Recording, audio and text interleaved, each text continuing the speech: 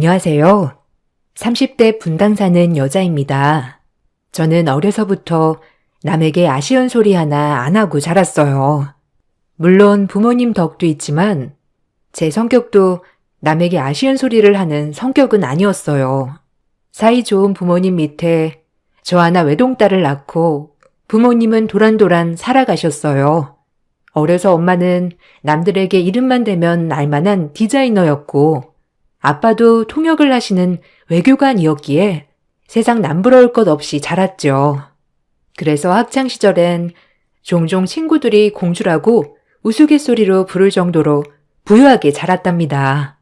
아빠와 엄마는 엄마가 외국 출장을 갔다가 만났다고 했어요. 이국적인 엄마 얼굴에 아빠가 반해 쫓아다녔다고 했죠. 그렇게 남들이 볼 때 인꼬 부부처럼 저희 집은 늘 화목했습니다. 그런 친구들은 저를 제일 부러워하기도 하였고 저 역시도 저희 집이 늘 자부심이 될 정도로 항상 특별하다고 생각하며 살았죠. 그리고 저 역시 마찬가지로 엄마의 뒤를 이어 멋진 디자이너가 되어야겠다고 생각하며 공부를 열심히 하였어요. 다행히 엄마의 피를 물려받아 미술에 재능이 있어 엄마조차도 기특해 여기셨죠. 우리 연희는 꼭 나 어렸을 때 보는 것 같단 말이야. 우리 연희는 엄마보다 더 유명하고 세계적인 디자이너가 되어야 해. 당연하지. 내가 누구 딸인데. 나도 엄마처럼 멋진 디자이너가 될 거야. 그래서 옷도 만들고 가방도 만들고 지갑도 만들 거야. 그래. 우리 딸은 뭐든 잘할 거야. 엄마가 너 보는 맛에 산다 하죠. 평생 속 한 번 안 썩이고 기특하게 자라줘서 고마워. 집도 부유하였지만 엄마 아빠도 늘 감정 표현에 솔직하신 분들이었기 때문에 저에게 늘 사랑을 주셨어요. 그 덕분에 저도 밖에 나가면 너 사랑 많이 받고 자랐지? 라는 말을 들을 정도로 남들은 절 사랑스럽다고 칭찬했죠. 친구들은 늘 앞다투어 저와 놀려고 했고 솔직히 학창시절엔 또래 친구 관계에 있어서 특별히 스트레스를 받지 않고 지낼 수 있었어요. 남들이 앞다투어 저와 친해지려고 하는 통에 저 역시 학교 생활이 편하기도 하였죠. 이런 부분에 있어서 부모님께 늘 감사하는 마음이었습니다. 연희야, 오늘 너희 집 가서 우리 숙제하자. 그리고 끝나고 너희 집 아줌마가 해준 떡볶이 먹고 싶어. 가자. 그래, 좋아. 이따가 그럼 학교 끝나고 우리 집 가자. 나도 요새 아줌마가 해준 떡볶이 먹고 싶었는데 딱이네. 나도 오늘 가도 돼? 너 왜 진숙이하고만 놀아? 나랑도 놀아야지. 연희는 오늘 내가 찜이야. 나도 갈래. 그래, 너도 같이 가자. 어차피 다 같이 놀아야 재밌잖아. 그럼 끝나고 숙제도 하고 떡볶이도 먹는 거다. 이따 모여. 저는 늘 친구들이 부러워하는 대상이었으며 친구들도 우리 집을 너나 할 것 없이 가고 싶어 했었죠. 전 그런 부모님께 늘 감사했어요. 어려서 여유롭게 자란 덕분에 성격도 남들보다 조금 더 여유로웠고요. 항상 일하는 엄마 아빠가 늘 옆을 지켜주진 못했지만 그래도 열심히 일을 하시는 걸 알았기 때문에 불만은 조금도 없었죠. 그렇게 항상 행복할 것 같던 제 앞날에도 어둠이 드리워지고 있었어요. 그 누구보다 멋있고 커리어 우먼이었던 엄마가 난소한 판정으로 받으신 거지요. 다행히 제가 학교를 졸업할 때쯤이라 사춘기는 지난 시절이었지만 늘 건강하고 밝았던 엄마에게 이런 암이란 무서운 병이 찾아오고 저희 집은 급격히 바뀌기 시작했죠. 내가 암이라니 말도 안 돼. 여보, 아니라고 말해줘요. 내가 무슨 잘못을 했길래 암에 걸린 거죠? 난 열심히 일하고 당신 뒷바라지하고 우리 연이 잘 키운 죄밖에 없는데 왜 내가 암이라뇨? 우리 연이 시집도 보내야 하고 내가 이렇게나 젊은데. 진정해. 그래도 치료법도 있다고 하고 아직은 살 수 있는 희망이 더 많다고 하니 당신 좀 마음 좀 추스러야겠소. 여성의 암 중에서도 가장 생존율이 낮은 암이기에 저 역시도 암담했어요. 항상 옆에 있던 엄마가 없으면 어떡할까라는 기분으로 하루하루 피말리는 심정으로 살았죠. 엄마는 난소암 중에서도 생존율이 30% 정도 된다는 난소암 3기였어요. 정말 청천벽력이었죠. 제가 옆에서 엄마에게 힘이 되어드리고 싶었지만 그러지 못했어요. 슬퍼하는 엄마 곁에서 저 역시 웃을 자신이 없었기 때문이죠. 아빠와 전 슬퍼하는 엄마 옆을 묵묵히 지키는 거 말고는 할 게 없었습니다. 하지만 그렇게 아픈 와중에도 엄마는 늘 제 걱정뿐이었죠. 우리 딸, 이제 대학도 가야 하는데 내가 아직 해줄 것도 많은데 엄마가 암에 걸려서 어떡해? 미안해, 우리 딸. 엄마가 왜 미안해? 왜 그게 엄마 잘못인데? 엄마는 엄마 몸만 신경 써. 이제 일도 그만하고 좀 몸 좀 챙기란 말이야. 평생 우리 위해서 일만 하고 끼니도 거르면서 일하니까 병이 나지, 어? 이젠 엄마 몸 돌봐, 제발. 내 걱정은 그만하고 나도 곧 성인이야. 그래, 연희 말대로 이제 당신은 당신 몸이나 신경 써요, 제발. 이제 우리 걱정 그만하고 당신 하나만 신경 쓰란 말이야. 이렇게 살아서 뭐하나? 당신이랑 연희한테 민폐만 끼치면 안 되는데 항암 치료 시작하고 나 머리도 많이 빠지겠지? 엄마는 머리 빠져도 예쁠 거야. 그러니까 그런 걱정은 절대 하지 마. 지금은 몸이 낫는 게 우선이잖아, 안 그래? 연희야, 엄마 너무 무서워. 그래도 우리 연희 대학교 입학하는 것도 기쁘게 축하해주고 엄마가 만든 옷도 선물해주고 싶었는데 대학 가는 기념으로 너무 미안해. 아픈 엄마라서 대학교 가면 조금 더 엄마가 신경 써주려고 했는데. 엄마는 그 와중에도 저와 제 아빠를 걱정하셨어요. 밥은 어떡하냐부터 시작해서 아직 저의 앞날이 구말리 같은데 중간에 엄마가 없다고 하면 우리 딸 어떡할까라는 걱정 말이죠. 저 역시도 이런 부분은 전혀 생각하고 싶지도 않았지만 일단 엄마의 건강관리에 집중해야 하기 때문에 오로지 엄마 하나만을 신경 썼죠. 엄마는 다니던 모든 일을 그만두시고 철저히 암 치료에 전념했습니다. 그리고 저와 아빠는 그런 엄마만을 생각하며 옆에서 지켜주었죠. 엄마는 고통스러운 암 제거 수술이 끝이 나고 항암에 들어갔어요. 항암에 들어가자 급격히 기운이 노쇠하였고 그런 엄마를 지켜보다 아빠는 도저히 안 되겠는지 엄마에게 제안을 하나 하였죠. 자기 몸도 이렇게 안 좋은데 혹시 나랑 같이 시골에 내려가는 게 어때? 아무래도 도시보단 몸 치유하는데 시골이 나을 것 같아. 그래, 아빠 말이 맞아. 엄마랑 아빠랑 시골 내려가서 좋은 공기 마시면서 좋은 음식 먹고 하다 보면 엄마도 기운 차릴 수도 있고. 시골? 아휴, 한 번도 생각 안 해봤는데. 그럼 연희는 어쩌고? 학교도 다녀야 하는데 시골에서 다니는 건 무리잖아. 나야 뭐 근처 학교 앞에서 자취해도 되는 거지, 엄마. 지금은 엄마만 생각하라니까. 엄마가 건강해야 나도 행복해. 그래, 지금은 당신 몸만 생각할 때야. 당장 시골 쪽으로 집 알아볼게. 당신은 당신 몸만 신경 써. 알겠지? 그렇게 아빠와 엄마는 시골에 집을 얻어 내려가셨죠. 아빠도 모든 일을 접고 엄마와 함께 한다는 마음으로 내려가신 거기 때문에 열심히 살 집을 알아보았고 엄마 아빠 두 분이 살 수 있는 조그만 전원주택을 사셨어요. 그리고 아빠도 하던 일을 다 접고 엄마와 함께 농사일을 시작하셨죠. 주기적으로 햇빛도 받고 건강하게 키운 수확물로 식사를 하니 엄마의 건강은 눈에 띄게 좋아지기 시작했습니다. 하지만 엄마는 본인이 하던 디자이너의 일을 완전히 놓아버린다는 상실감도 크셨죠. 옆에서 응원해 드리는 것밖에 없었습니다. 엄마, 얼굴이 너무 좋아진 것 같아. 항암 열심히 하고 있는 거지? 그래도 지난번에 봤을 때보다 안색이 좋아졌어. 그럼 여기 시골이 엄마랑 잘 맞는지 밥도 잘 먹히고 긍정적으로만 생각하게 되더라고.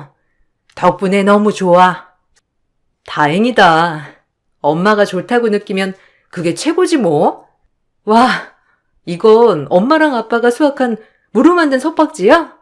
진짜 너무 맛있다.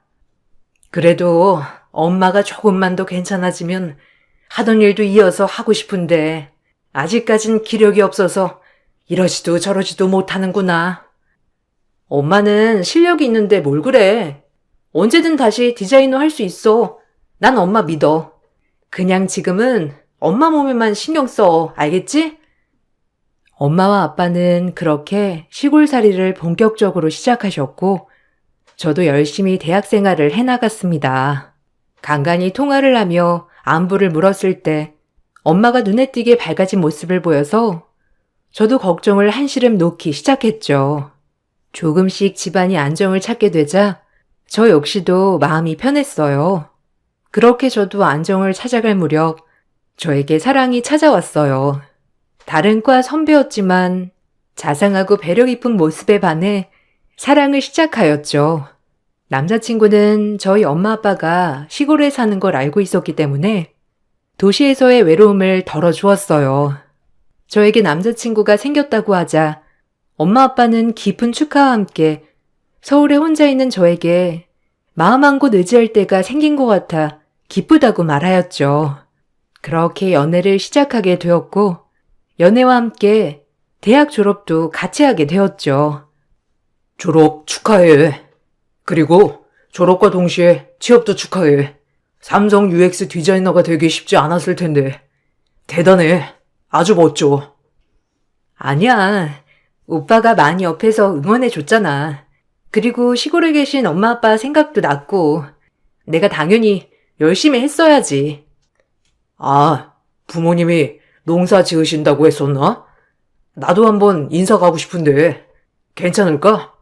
너무 놀라시려나? 아, 나중에.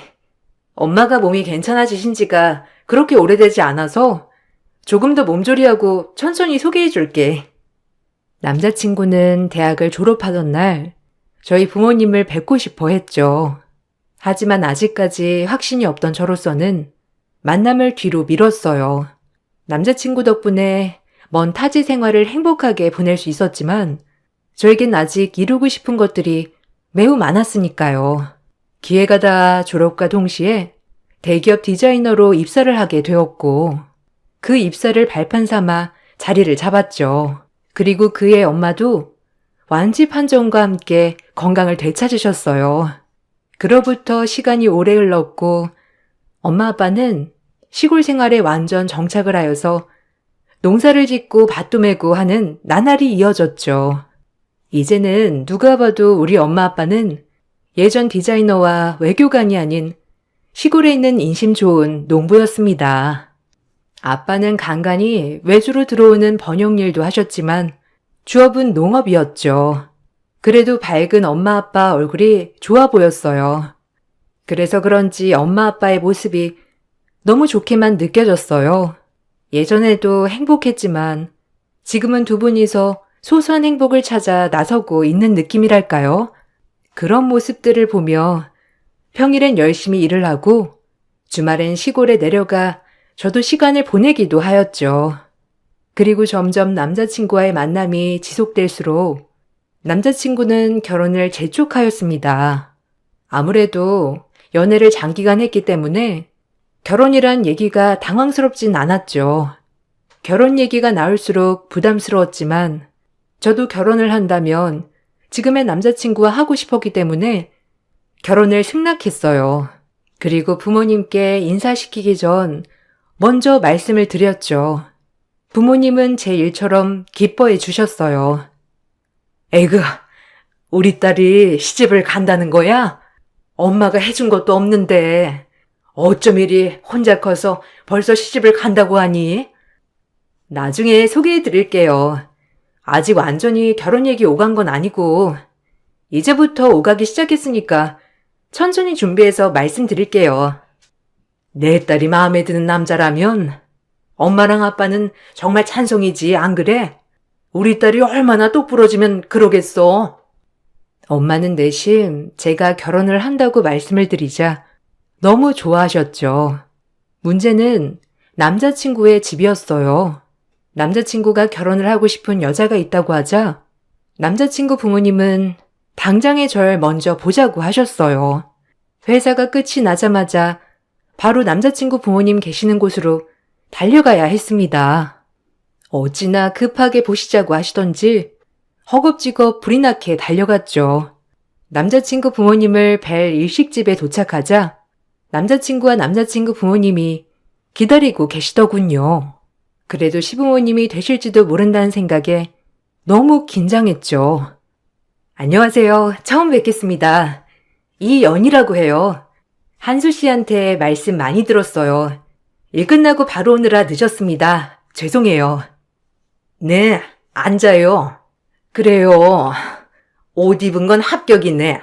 디자이너라서 그런가 센스도 있는 것 같고 난 또 말 안 되는 사람이랑은 겸상 안 하거든. 순간 당황했어요. 전 아주머니 입에서 나온 말이 무슨 소리인지 싶었죠. 일단 옷 입은 건 합격인데 만약 옷을 조금이라도 본인의 기준에 어긋나게 입었다면 바로 탈락이라는 소리인가 라고 들렸기 때문이에요. 첫 대화부터 느꼈다시피 예비 시어머니 되시는 분은 보통이 아니었습니다. 첫 만남의 어머님의 경제력과 직업적 프라이드를 자랑하기 시작하셨죠. 디자이너라고 얘기는 들었어요. 내가 워낙 패션 센스, 가방 하나부터 소품 고르는 것까지 전부 예민해서 말이야. 네, 오늘 하고 온 룩도 너무 우아하세요. 제가 의상 디자이너는 아니지만 저도 센스 있다는 말을 많이 듣거든요. 아유, 그래요? 우리 말 좀 통할 것 같네. 아니 뭐, 우리 한수한테 들었다시피 나는 이화여대 교수예요. 아무래도 내 직업이 직업인지라 좀 고품격 인사들도 많이 만나잖아. 그래서 난 같이 다닐 때 혹시라도 좀 부끄럽게 하고 온다거나 하면 딱 질색이거든. 아, 엄마가 너무 외모에 대한 강박이랑 옷에 대한 강박이 있으셔서 그래요. 요즘 누가 그렇게 외형에 신경 쓴다고. 어머, 얘 좀 봐. 무조건 우아해야지. 우리 나이 때는 안 그러니? 그래서 내가 패션을 좋아하는 만큼 나는 아주 예술 계통에 있는 사람들을 매우 좋아해요. 그 지적이고 우아하고 멋있다고 해야 하나? 그래서 우리 아들이 디자이너 만난다고 할 때 너무 좋았어요. 이제 며느리 될지도 모르는데 말은 편하게 할게요. 혹시 부모님은 어떤 일 하시는지 물어봐도 될까? 아, 엄마, 그런 얘긴 뭐하러 물어봐요. 뭐가 중요하다고. 우리만 중요하면 됐지, 안 그래요? 그런 얘기 안 하기로 하셔놓고. 이렇게 훌륭한 예술적 감각을 가진 딸을 낳아주신 분들을 내가 몰라서야 되겠어? 보면 알겠지만 내가 굉장히 지적이잖아. 난 아무래도 격이 맞는 집이랑 사돈을 맺고 싶기도 하고 또 결혼식에 하객들이 오면 좀 꾸질꾸질해 보이지 않았으면 좋겠거든. 놀랐어요. 저렇게 면전에 대고 첫 만남의 부모님 직업부터 시작해서 남들에게 좋은 인상을 무조건 줘야 한다는 저 강박이 특이하다 싶었죠. 남자친구를 사랑했지만 남자친구 부모님을 보자 실망스러웠어요. 요즘 시대에도 저런 마인드를 가진 사람이 있나 하고요. 그래서 저도 마찬가지로 어머님 면전에 대고 또박또박 대화를 이어나갔습니다. 시어머니는 많이 놀란 눈치였고요. 아, 저희 부모님은 시골에서 농사 지으세요. 귀농하신 지는 거의 8, 9년 되었고요. 본격적으로 농사 지으신 지는 8년 정도 되셨어요. 농사라고 했니? 아, 참 기가 막혀. 아니, 그럼 시골 촌뜨기라는 거야? 어머, 손 떨려라. 어떻게 양심 없이 근데 우리 집에 뻔뻔하게 인사를 와? 우리 아들한테 얘기 못 들었어? 참나. 얘 한수야. 엄마는 이만 일어나마. 더 이상 말도 섞고 싶지 않구나. 뭐가 문제가 된다는 거죠? 어머님 직업이 교수님인 것처럼 저희 부모님은 농사를 지어서 사시는 분들인데 그렇게 비교할 게 되나요? 저도 당황스럽네요. 그리고 어머님, 맞지 않은 옷을 입은 건 어머님 같으시네요. 지금 매신 스카프 굉장히 답답해 보이세요. 목도 짧아 보이시고요. 이런 걸 가지고 센스라고 하죠? 소품 하나하나 활용하는 거. 그럼 제가 먼저 일어나 보겠습니다. 어머. 저 본데 없이 말하고 가는 것 좀 봐. 내가 그럴 줄 알았다. 농부한테 뭘 배웠겠어? 어머, 무서워. 저 눈빛 변하는 것 좀 봐. 이래서 시골 촌뜨기들이 제일 무섭다니까. 아우, 교양 없어. 여보, 봤죠? 나 진짜 놀래서 심장이 펄렁거려요. 아, 그만해요. 첫 만남에 무례하게. 아유, 창피해서 이거야, 원. 한수야, 얼른 쫓아나가 보거라. 아가씨 기분이 많이 상한 것 같은데.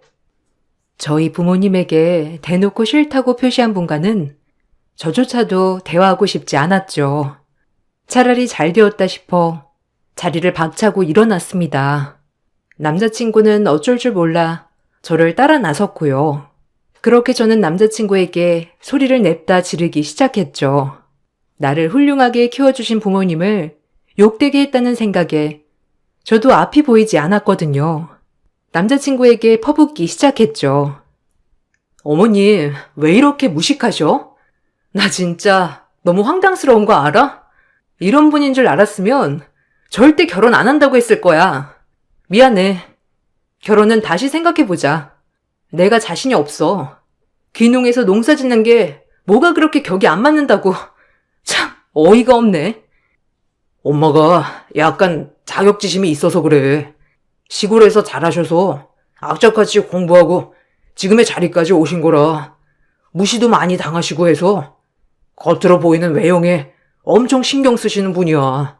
그러니까 그냥 조금만 이해해줘. 우리 엄마 되게 단순하고 다루기 쉬운 분이셔. 어? 제발. 네가 그렇게 말하면 난 어떡하라고. 나 진짜 속상하다. 너 없으면 안 되는데 제발. 미안한데 더 이상은 안 될 것 같아. 그리고 어머니 얘기 진작 해주지 그랬어. 그럼 이 자리 안 나왔을 거야. 그럼 나 갈게. 딱 잘라 남자친구에게 결혼에 대해 선을 그었지만 남자친구는 저에게 끈질기게 매달렸죠. 전 변하지 않았어요. 이미 시부모 될 자리가 글렀다고 생각했기 때문에 차라리 여기서 멈추자라고 생각했어요. 하지만 얼마 후 모르는 번호로 전화가 와 받아보니 남자친구의 어머니시더라고요. 따로 만났으면 좋겠다는 말과 함께 그 기세는 온데간데 없고 저에게 미안하다고 하셨죠. 전화로 당황했습니다.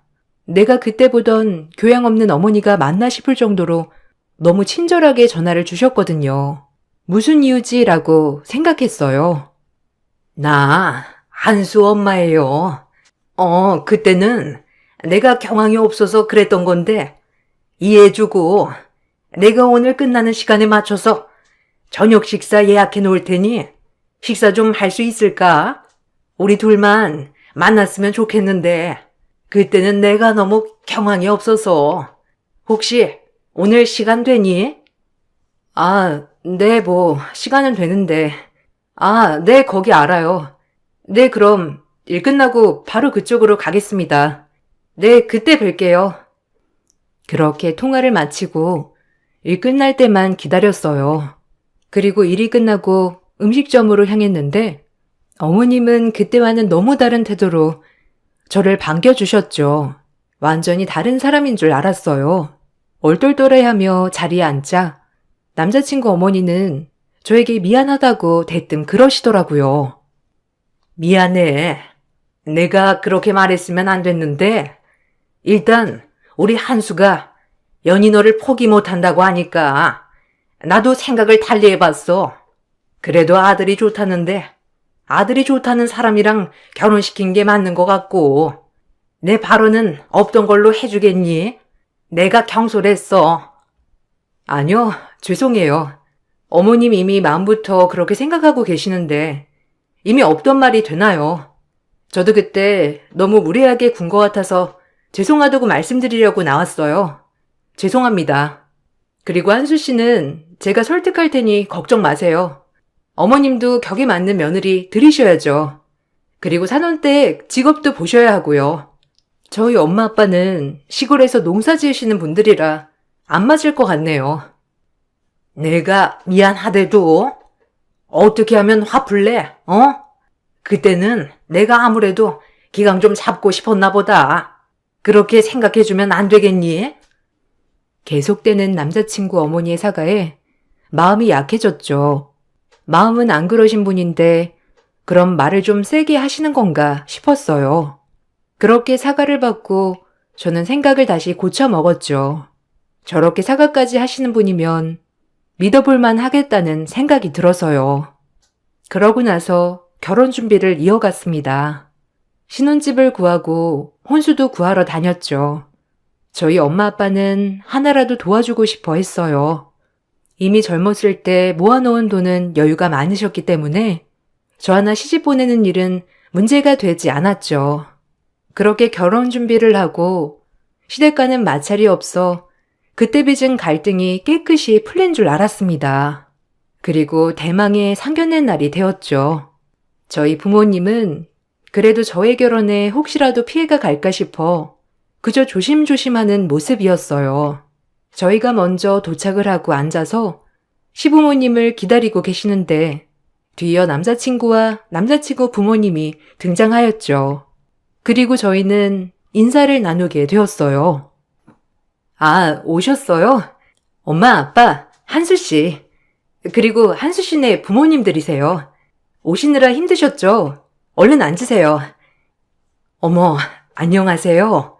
연희한테 말씀 많이 들었어요. 인상이 너무 좋으시네요.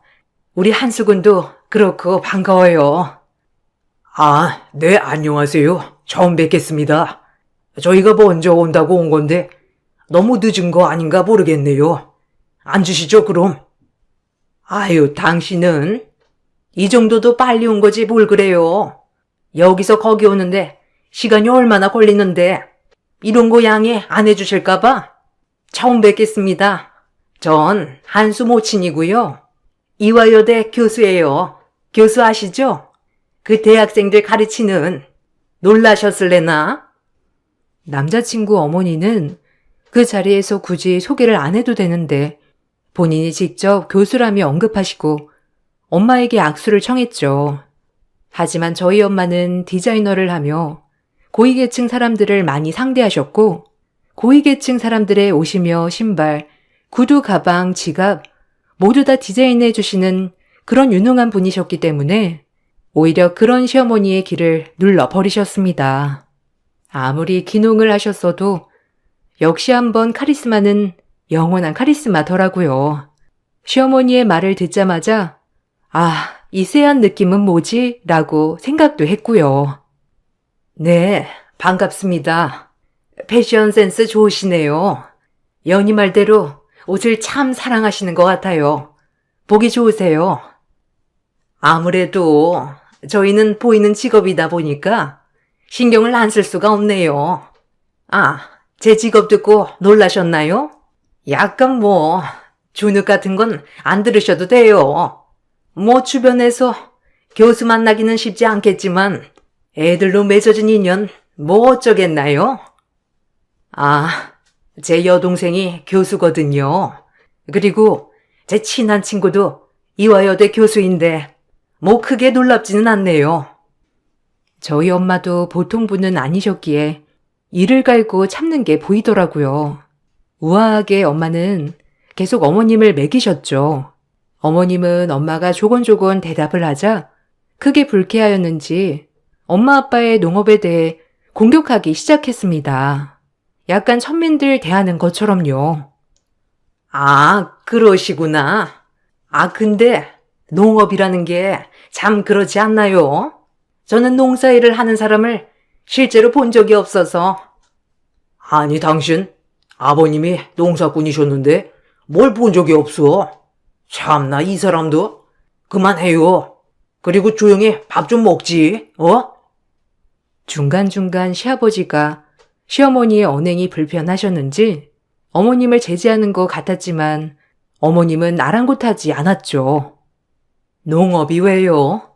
저희는 저희가 직접 재배하고 먹고 하는 거에 대해 굉장한 보람을 느끼고 있고요.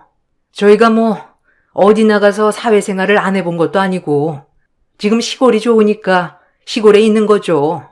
약간 지금 말씀하시는 게 공격적이시네요. 어머, 이래서 내가 애초에 이러니까 농사는 안 된다고 한 거야, 알겠니? 한수야, 너 지금 봤지? 내가 참아보려고 해도 참을 수가 없어. 사돈끼리 대화가 돼야지. 이거 대화도 안 되다니. 수준 딸려서 정말. 여보, 일어나요. 한수야, 일어나. 두고 보고 있자니 어이가 없었죠. 저에게 사정사정해서 결국 마음을 돌렸더니 상견례장에서 이런 잘난 척을 하고 싶어서 결혼을 진행하자고 한 건가? 라는 생각과 함께 많은 생각이 스쳐 지나갔습니다. 저희 엄마도 보통 분이 아니시기에 망정이지 그런 모습을 보고 있자니 엄마와 아빠에게 너무 죄송스러웠죠. 남자친구 어머니가 저렇게 무례한 발언을 쏟아내자 엄마는 크게 웃으며 남자친구 어머니에게 한마디 하더군요. 어찌나 통쾌하던지 남자친구 어머니도 입이 떡 벌어지는 광경이었죠. 테이블 위에 올려져 있던 빨간 남자친구 어머니의 카드 지갑을 뒤집으며 소리를 치셨어요. 그리고 하나하나 따지기 시작하였습니다. 이 지갑 제가 만든 거네요. 그리고 지금 들고 있는 백도 그렇고 스카프며 다 제가 디자인한 것들이네요. 어차피 제가 만들었던 브랜드는 미씨들 사이에서 유명했던 거니까 제가 디자이너 하율이에요. 예명이죠. 몸이 안 좋아 시골에 내려가서 요양 겸 취미 삼아 농사를 하고 있는데 어디 주제 파악 못하고 배운 척 고고한 척이야? 이보세요. 당신네 집안에 우리 딸 시집 안 보내. 그리고 저희 남편은 외교관이었어, 알아? 딸아이한테 듣기로는 시골 출신이라고 들었는데 그 과거를 숨기려고 지금 이렇게 발악하고 있는 꼴을 보니 아주 우습군. 나를 깔보고 싶은데 모든 옷과 가방, 지갑이 다 내가 디자인한 것들이라니 아주 꼴 좋다 정말. 당신 꼴이 얼마나 우스운지 거울 좀 봐. 거치장만 하지 말고 내면을 치장하란 말이야. 제 엄마의 말이 끝나자 남자친구 엄마는 입이 떡 벌어진 채로 말했습니다. 그리고 그럴 리 없다고 악다구니를 써댔죠. 거의 상견례장은 싸늘한 만남이 되었죠. 어찌나 고소하던지. 그리고 엄마의 힘을 등에 업고 저도 한마디 했죠. 아주 그 집을 묵사발을 만들었어요. 아니, 하율이라고요? 당신이? 아니, 믿기지가 않아. 저런 시골 촌뚜기들이. 아니, 한수야, 너는 왜 이런 걸 알아보지도 않고? 이제 몸이 많이 좋아져서 외부 디자인들도 해주고 있는데 참 꼴도 우스워라.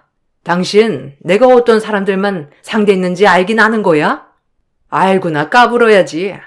어디 교수나 불행이가 사회적 지위가 대단한 것처럼 사람들을 깔보길. 그래도 다행이다. 결혼하고 인성을 알았으면 얼마나 땅을 치고 후회했겠니? 당신 같은 집에 우리 딸 절대 못 주지. 우리 딸이 뭐가 아쉽다고? 아줌마, 정신 차려요. 농사일이라고 무시하다가 그렇게 빌고 빌었을 땐 언제고. 지금 와서 천성 나오지? 깔보려면 그 옷이나 벗고 깔봐요. 번데기 앞에서 주름 잡는 것도 아니고. 우리 엄마가 어떤 사람인데. 참나, 어줍잖은 지식으로 나대지 마쇼. 이 말을 남기고 저희는 자리를 떠났습니다. 저희가 떠나자 시어머니는 분을 참지 못하고 거기에 그릇들을 깨부수고 난리가 났더라고요. 그릇들을 깨는 과정에서 피도 보고 난리가 아니었다고 했죠. 아주 피바람이 따로 없었습니다.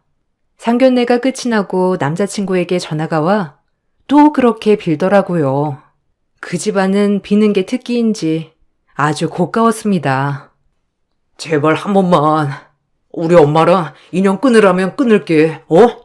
그리고 엄마가 그 하율 선생님 오래된 팬이래. 갑자기 은퇴하셔서 궁금했는데 오죽하면 머리부터 발끝까지 그 디자이너 제품이겠어. 제발. 그냥 우리 엄마 무식하다고 생각해. 미안한데 다신 안 봐 너도. 네 엄마를 원망해. 끊을게. 그리고 다른 여자 만나려면 엄마 교육부터 시켜야겠더라. 그럼 안녕. 이 말만을 남기고 전화를 끊고 저희 관계를 마무리 지었습니다. 엄마는 그런 무식한 집에 절대 시집 보낼 수 없다고 말씀하셨고 아빠도 화를 참느라 혼났다고 하시더라고요. 저도 이상하게 마음도 안 아프고 미련도 없어졌어요. 저희에게 아픔이자 상처인 엄마의 난소함으로 시골 생활을 하시는 부모님을 그런 식으로 폄하하는 인간들과는 말도 섞기 싫거든요. 저희 가족은 그런 일이 있었던가 싶을 정도로 잘 지내고 있어요. 엄마도 차츰차츰 다시 복귀를 하시려고 준비 중이시고요. 물론 무리하지 않는 선에서요. 저도 회사에 아직까지 몸담고 있지만 엄마에게 일을 배워 패션으로 변화를 줘볼까 생각도 하고 있습니다. 늘 새로운 일엔 설렘이 따르는 법이죠. 지금까지 저를 이렇게 자존감 높게 키워주신 엄마 아빠에게도 너무 감사드리는 마음이 가장 크고요.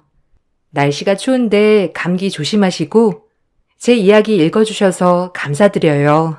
안녕하세요. 저는 30대 후반 여자입니다. 정신없던 한 해가 지나가고 2022년이 다가왔네요. 많은 분들께서 새해가 되면 목표하신 것들이 이루어지길 바라고 그것을 향해 달려가실 텐데요. 저 또한 그래왔고 지금도 작년과 변함없이 잘 될 거라는 희망을 가지고 살아오고 있습니다. 새해가 됐다고 해서 바뀐 건 없지만 분명 좋아질 수 있을 거라 믿고 있습니다. 저는 남편과 꽤 오랜 시간 연애를 하고 결혼을 했는데요. 연애를 많이 해본 건 아니지만 이 사람과 함께 지내는 시간 동안 정말 행복했고 앞으로 남은 인생길을 같이 걸어가고 싶었습니다. 그래서 결혼을 목적으로 인사를 드리고 시부모님께서도 정말 좋아해 주셨어요. 처음 보자마자 하루빨리 결혼식을 진행하길 원하셨죠.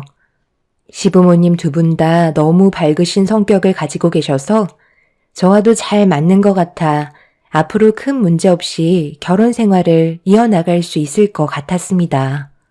그렇게 양가 집안 상견례를 마치고 결혼식까지도 걸림돌 하나 없이 매끄럽게 진행이 되었죠. 그런데 결혼식을 올린 뒤 말도 안 되는 일들이 제 눈앞에 펼쳐지기 시작했어요. 정말 믿을 수가 없었고 눈앞이 캄캄해서 삶에 대한 희망까지 잃어버릴 정도였습니다. 제가 여러분들께 최근 3개월간의 기록을 전부 다 설명드릴 수는 없지만 겪었던 시간들에 대해 최대한 자세히 풀어보도록 할게요. 결혼하고 최근 한 달은 정말 행복했었어요. 제가 꿈에 그리던 삶이었고 눈 뜨고 눈을 감을 때까지 사랑하는 사람이 제 앞에 있다는 게 실감이 나지 않았습니다. 남편도 좋은 사람이고 시부모님께서도 저를 딸처럼 대해주셔서 저 또한 잘하려고 많은 노력을 했었어요. 시댁 집안이 못 사는 형편은 아니라서 금전적으로는 부유한 편입니다. 그런데 한 달이 지난 시점에 저를 아껴주시던 시부모님의 행동이 조금씩 이상해지기 시작했어요. 주말에 시댁에 인사를 드리러 가도 얼굴빛이 어두우셨고 뭔가 불만이 가득해 보이셨죠. 처음 겪어보는 분위기라 어떻게 해야 할지 몰라 조심스럽게 입을 열었어요. 어머님, 요즘 안 좋은 일이라도 있으신 거예요? 아버님도 그렇고 평소와 분위기가 너무 다르셔서요. 제가 혹시 아버님 어머님께 실수라도 한 게 있는 거예요? 아니면 어디 편찮으신 곳이라도 있으신 건 아니죠? 저 왔는데 별 말씀도 없으시고 걱정돼서요. 네가 애니? 딸처럼 대해줬다고 해서 얘가 아주 시부모를 지 부모처럼 생각하고 있네. 너는 시댁이 편하니? 어머님, 그게 아니고요. 혹시 제가 실수한 게 있으면 말씀해 주셔야 앞으로 조심할 수 있으니까요. 저는 단 한 번도 아버님, 어머님을 저희 부모님처럼 편하게 생각한 적 없어요. 항상 조심하고 최대한의 예의를 갖추려고 노력했는걸요. 그래서 서운하다 이거니? 네가 내 아들과 결혼을 했고 이제 정식적으로 며느리이면 품위 있게 행동을 해야지. 아직까지 연애 때의 분위기를 버리지 못한 거야? 우리 집안이 그렇게 가벼워 보이디? 결혼하고 한 달이 지났는데도 아직까지 분위기 파악을 못하는 거야? 아니면 원래부터 눈치가 없는 거야? 며느리면 며느리답게 행동해야지.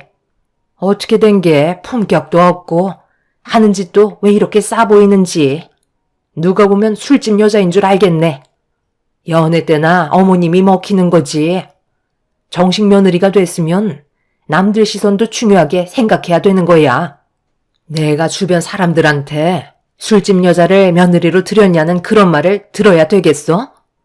너한테 싼 티가 흐르다 못해 넘쳐 보인단다. 적은 나이도 아니고 40을 바라보는 나이나 돼서 자기가 20대인 것 마냥 행동하면 되겠니? 네 직업에 맞게 처신하라는 거야.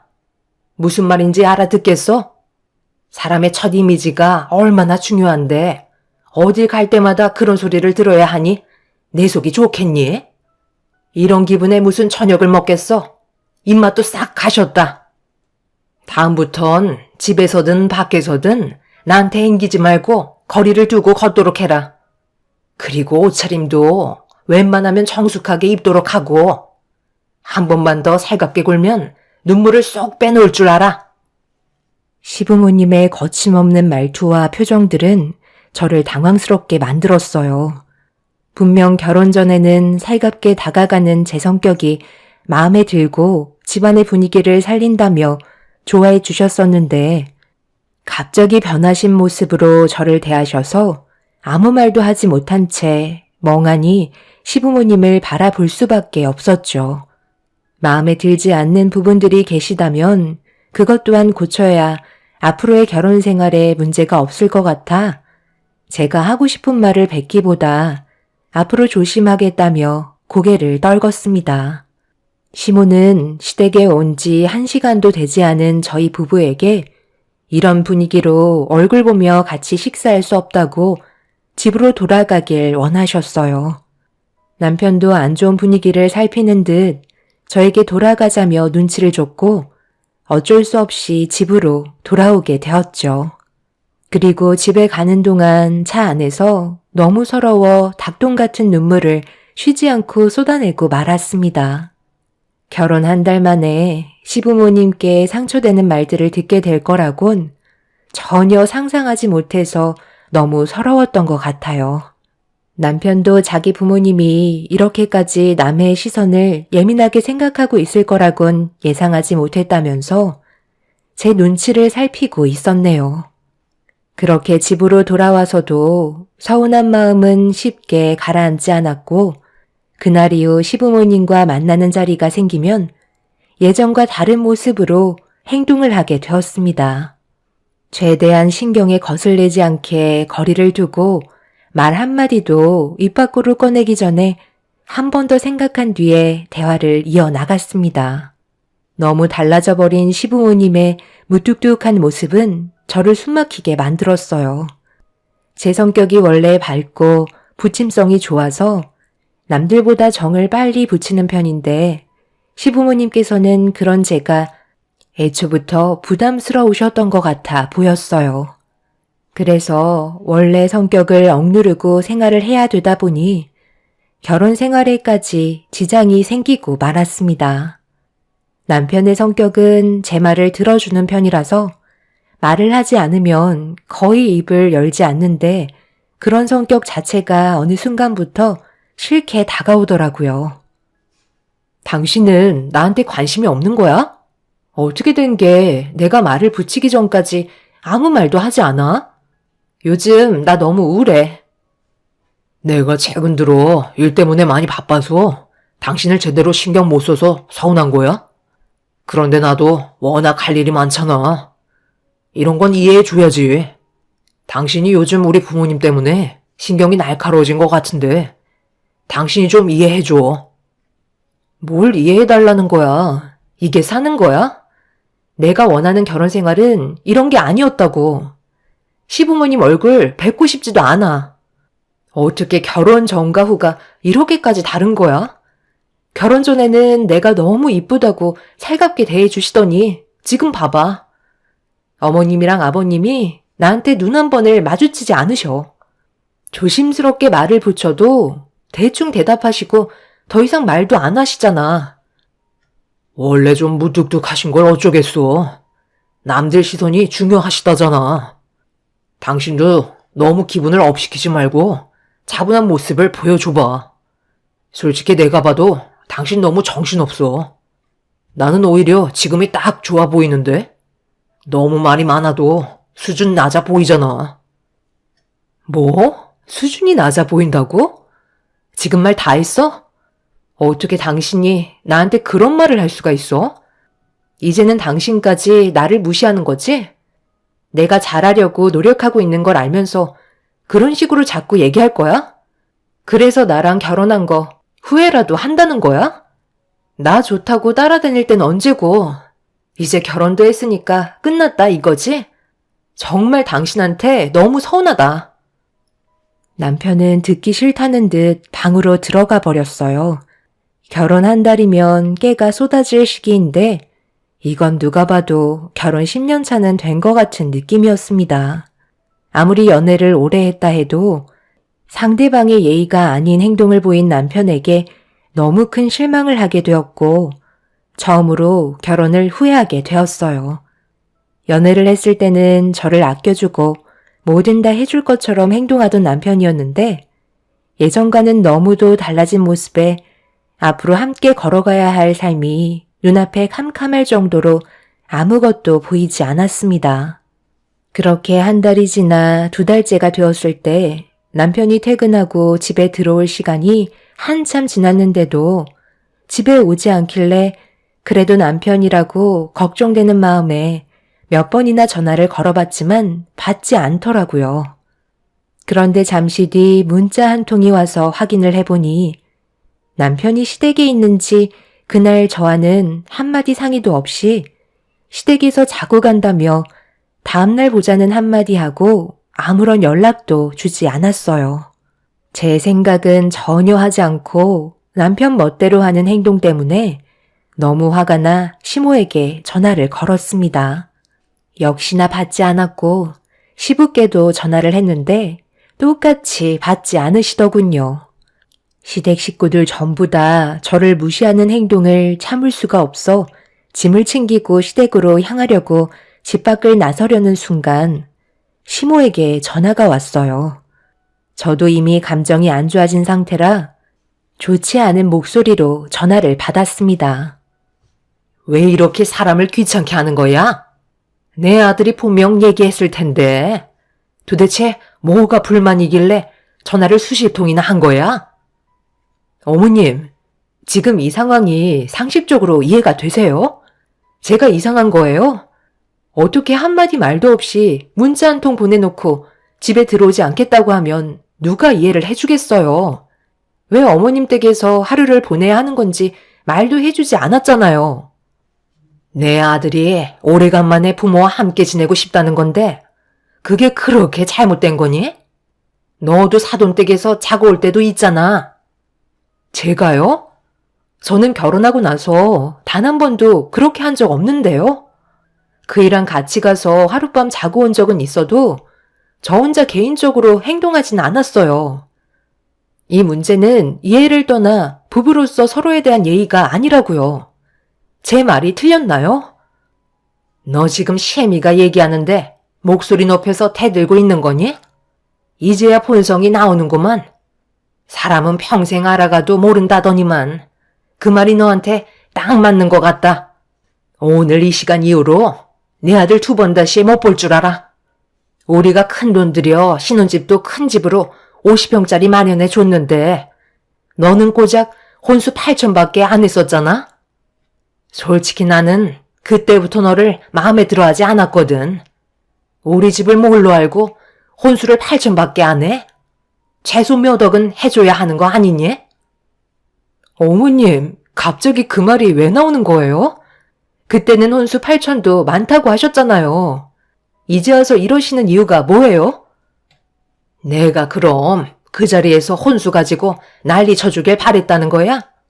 다 내 아들 생각해서 거기까지 한 거는 생각 안 하니? 좋게 좋게 봐주면 너도 눈치껏 행동을 해야지. 어디서 집안의 가장인 남편한테 오라가라 명령이야. 나중엔 머리 위로 받고 올라서겠다. 됐고, 너랑 목소리 높이면서 대화조차 섞고 싶지 않으니까 이만 끊어야겠다. 오늘 이 시간 이후로 내 아들 얼굴 볼 생각 하지 마라. 너처럼 자기가 뭘 잘못했는지도 모르는데 굳이 서로 봐봤자 좋은 말도 안 나오잖아? 내 아들 돌려보내면 너는 분명 또 사람 들들 볶으며 나불나불 거리겠지. 내 말이 틀렸어? 이런 내 결정이 마음에 안 들면 이혼하던지. 그게 싫다면 내 기분 풀릴 때까지 잠자코 있어라. 알겠니? 나는 너에게 결정권을 준 거야. 이혼을 하던지 아니면 지금처럼 그 넓은 집에 너 혼자 살던지 둘 중 하나 선택하면 되는 거다. 내 아들도 결혼한 걸 얼마나 후회하는지 아니? 시모의 억지가 저를 미쳐버리게 만들었어요. 도저히 대화가 통하지 않았고 왜 이런 행동을 하시는지도 이해할 수가 없었습니다. 더군다나 남편까지 생각지도 못한 돌발 행동을 저지르니 제가 어떻게 처신을 해야 할지 모르겠더라고요. 그날 정말 많은 고민에 빠지게 되었습니다.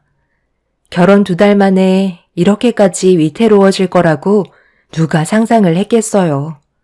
그래서 이혼을 하던 결혼 생활을 계속 유지하던 확실하게 짚고 넘어가야 할 것 같아 며칠 동안 고민 끝에 아침 일찍 남편에게 시댁으로 가고 있다는 문자 한 통 남기고 출발을 하게 되었습니다. 저도 더 이상의 미련은 없었던 것 같아요. 그래서 후회를 남기고 싶지 않았습니다. 결국 모두가 한자리에 모이게 되었고 침묵이 흐르는 가운데 제 얼굴을 보지 못하고 고개를 떨구고 있는 남편을 향해 질문을 했어요. 앞으로의 결혼 생활에 대해 진지하게 생각하고 있는지 아니면 그만 끝내고 싶은 건지 확실하게 물어봤습니다. 당신이 이렇게까지 멋대로 하는 사람인지 나는 정말 몰랐어.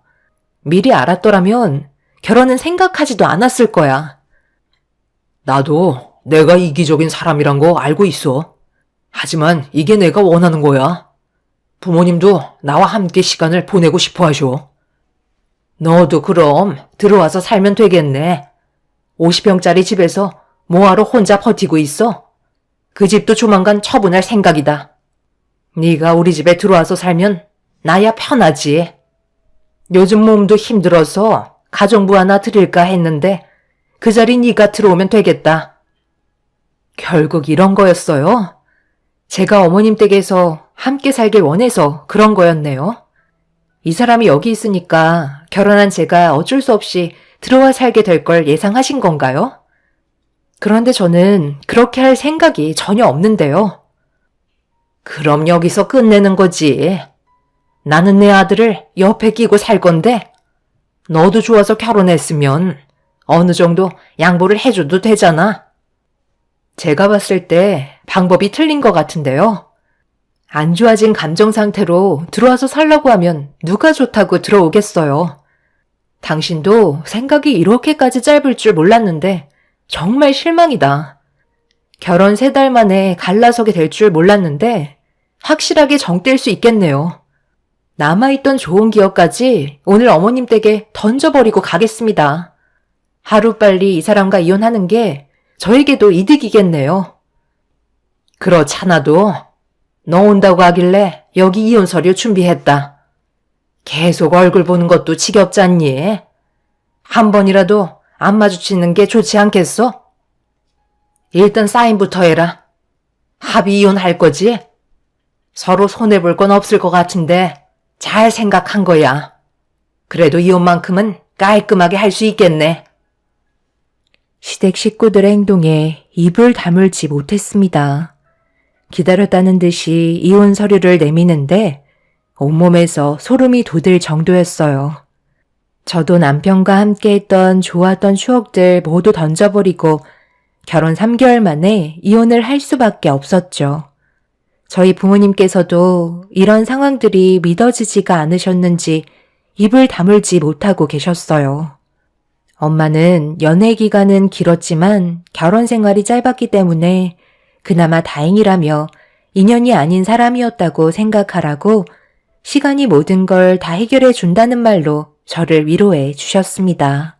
그날 이후 저는 남편과 함께 했던 모든 순간들을 잊어버리려고 일에만 열중했고 하루하루 제 삶을 찾아가기 위해 노력하고 있었습니다. 그렇게 시간이 지나면서 조금씩 현실을 받아들이게 되었고 제 원래 성격으로 돌아가기 위해 일부러 친구들과도 약속을 무리하게 잡으면서 정신없는 하루하루를 보냈는데 어느 날 의과대 동기인 친구와 오래간만에 술 한잔 하려고 약속을 잡고 병원 앞에서 기다리며 핸드폰을 보고 있는데 누군가 급하게 뛰어가다가 넘어지길래 그 모습을 봤는데 슬픔이 가득한 얼굴로 힘겹게 일어나시더니 비틀거리며 건물 안으로 들어가셨습니다. 어차피 이제 남남이 되었고 저와 상관없는 일이라 신경 쓰지 않으려 몸을 돌려버렸어요. 그리고 그 사이 병원에서 친구가 퇴근하고 나와 술 한잔 하려고 차를 타고 병원 밖으로 나왔는데 사람 기분이라는 게 참 그렇더라고요. 신경 쓰지 않아도 되는데 병원으로 달려 들어가다 넘어지신 시모의 얼굴에서 눈물이 쏟아지고 있던 모습이 계속 눈에 밟혀 무슨 일인지 확인을 해야 할 것만 같았습니다. 그래서 어쩔 수 없이 친구에게 사정을 얘기한 뒤 다시 차를 돌려 병원으로 향했어요. 그런데 병원에 도착을 하자마자 어디선가 오열을 하고 있는 시모의 목소리가 들려와 그곳을 향해 천천히 걸음을 옮겼는데 간호사분들을 붙잡고 난리를 치고 계시더라고요. 그 옆에는 시부도 눈물을 쏟아내고 계셨습니다. 뭔가 느낌이 좋지 않아 천천히 걸음을 옮기고 있는데 갑자기 나타난 저를 본 시부모는 화들짝 놀라며 제가 병실로 들어가지 못하게 급하게 막아섰어요. 그런데 병실 안에서 남편의 괴로워하는 목소리가 들리길래 시부모님을 뿌리치고 병실 문을 활짝 열어 들어간 순간 제 눈앞에 입을 다물지 못할 정도로 충격적인 광경을 목격하고 말았습니다. 얼마 전까지 제가 알고 있던 남편의 모습이 아니었어요. 저는 천천히 걸음을 옮겨 괴로워하고 있는 남편에게 다가가고 있는데 어딘가 많이 고통스러워 보이는 모습으로 눈을 질끈 감은 채 움츠리고 있었습니다. 그 사이 담당 의사가 병실로 들어와 급하게 진통제를 놔주었고 괴로움에 눈을 감고 있는 남편이 혹시라도 저를 볼까봐 시모는 급하게 저를 끌어당겨 병실 밖으로 내쫓았어요. 이해되지 않는 남편의 모습에 제대로 말도 나오지 않는 상태에서 손으로 남편을 향해 가리키자 시모는 입술을 떠시면서 손으로 얼굴을 가리셨고 그 자리에 주저앉아 눈물을 쏟아내셨습니다. 어머님, 이게 어떻게 된 거죠? 왜 저 사람이 병원에 있는 거예요? 불과 며칠 전까지만 해도 아무렇지도 않았잖아요. 네가 여긴 어떻게 알고 온 거니? 우리 계획은 이게 아닌데 왜 지금 여기에 있는 거냐고. 이 사실을 알면 준호가 아마 난리를 칠 게 뻔하다. 빨리 돌아가라. 어차피 이혼했으니 더 이상 상관할 필요 없잖아. 나는 할 말 없다. 불과 얼마 전까지만 해도 남편이었던 사람을 병원에서 봤는데 상관이 없다고요? 저한테 뭘 숨기고 계셨던 거죠? 내가 뭐라고 그랬어? 결국 숨길 수 없다고 했잖아. 세아가 미안하다. 이게 다 내 아들이 시켜서 어쩔 수 없이 상황을 이렇게 끌고 갈 수밖에 없었다. 우리가 너를 왜 싫어하니? 단 한 번도 세아가 너를 싫어한 적이 없다. 그동안 너한테 상처 주고 막말을 했던 거 정말 미안하다. 진심이 아니었어. 저번에도 네가 눈물을 흘리면서 돌아갔을 때 우리도 그 모습을 바라보면서 오열을 하고 말았단다. 하지만 내 아들이 원하는 거였고 우리도 그렇게 하는 게 맞는 것 같아 결정할 수밖에 없었어. 남편과 결혼을 하고 3개월간 있었던 일에 대해 시부가 모든 사실을 털어놓았고 저는 말도 안 되는 사실들을 듣고 너무 큰 충격을 받아 제대로 서 있을 수조차 없었어요. 남편이 저와 결혼을 한 이후 몸이 좋지 않아 저 몰래 다른 병원에서 검사를 받았었어요. 그리고 대장암 말기 판정을 받게 되었고 앞으로 살아갈 수 있는 시간이 많지 않다는 의사의 진단에 남편은 하늘이 무너져 내리는 듯한 느낌을 받았다고 했습니다. 이제 막 저와 결혼을 했는데 이런 사실을 알리고 이혼을 하자고 하면 제가 떠나지 않을 것 같고 자기가 떠났다는 아픔을 저에게 안겨주고 싶지가 않아 기억 속에서 잊어버리고 적지 않은 나이인 제가 이런 충격으로 인해 제대로 된 생활을 하지 못할까봐 하루빨리 잊어버리고 새 출발할 수 있게 독한 모습을 보여줄 수밖에 없었다며 시부가 설명을 해 주었어요. 남편은 오로지 병든 자신 때문에 힘들어질까봐 최대한 빨리 보내고 싶은 마음뿐이었던 거죠. 분명 이기적인 생각이었고 제 의사는 전혀 존중해주지 않은 남편이 한편으론 믿기도 했지만 이해가 되었어요. 저를 그만큼 사랑했기에 내린 결정이었기 때문에 남편의 행동을 받아들일 수 있었습니다. 시부모님은 저에게 진심으로 미안했다며 제 손을 어루만져 주셨고 남편이 이 사실을 모르게 했으면 좋겠다는 말을 하셨어요. 눈앞에서 괴로워하고 있는 모습을 보고 있는데 남편이 원하는 대로 해주길 바라는 시부모님 때문에 이러지도 저러지도 못하고 있다가 남편이 괴로워하고 있는 목소리가 제 두 귀에 들리는 순간 저는 더 이상 남편 혼자 외로운 싸움을 하게 놔두고 싶지 않았습니다. 결국 병실로 뛰어 들어간 저와 마주하게 된 남편은 많이 놀란 듯 저를 보다가 그동안 참아왔던 정신적인 고통이 한꺼번에 몰려왔는지 쉬지 않고 눈물을 쏟아내고 말았습니다.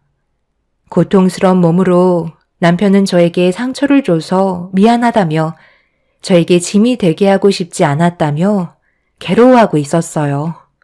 제가 암 전문이라 남편의 수술을 하다가 세상을 떠나면 그에 따른 죄책감으로 힘들어할까봐 다른 병원에서 치료를 받고 있는 거였습니다. 남편은 하나부터 10까지 전부 다 저를 생각해서 움직였다고 했지만 제가 봤을 때 그건 저에 대한 배려가 아니었어요. 그래서 남편이 살아있는 동안 제 곁에서 할 수 있는 모든 걸 해주고 싶었습니다. 남편과 저는 한참 동안 눈물을 쏟아내었고 결국 제가 일하는 병원으로 옮겨져 치료를 받게 되었네요. 이미 온몸에 전이가 많이 되어 있는 상태라 수술을 하기에는 쉽지 않은 몸 상태였어요. 저 말고도 대장암 의료진 20여 명과 대장암이 주로 전이되는 간이나 폐를 보는 담당 의사까지 모두 참석해서 수술을 할 수 있는 부분부터 하나씩 처리해 가기로 회의를 마쳤습니다. 다행히 첫 수술은 성공적이었지만 기쁨도 잠시 회의 때 얘기했던 대로 이미 온몸으로 전이가 되어 있는 상태라 전신으로 퍼져나가는 암을 의료 기술로 막기에는 역부족이었어요. 결국 모든 방법을 동원해 남편을 살려보겠다고 발버둥 쳤지만 남편과는 마지막 순간을 맞이할 수밖에 없었죠. 남편은 이미 마음을 정리한 것 같았어요. 내가 그동안 모시게 했던 거 정말 미안해.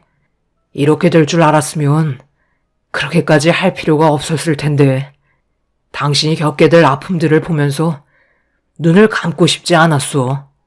사랑하는 사람을 혼자 남겨두고 세상을 떠난다는 게 너무 싫었어. 내 눈앞에서 슬퍼하는 당신의 모습을 보면서 눈을 감고 싶지 않더라고. 그래서 당신이 볼 수 없는 곳에서 생을 마감하고 싶었는데 결국 당신 앞에서 눈을 감게 되었네. 당신이랑 하고 싶은 일들이 정말 많았었는데 먼저 가서 미안해. 그래도 우리 연애 기간은 꽤 오래였잖아.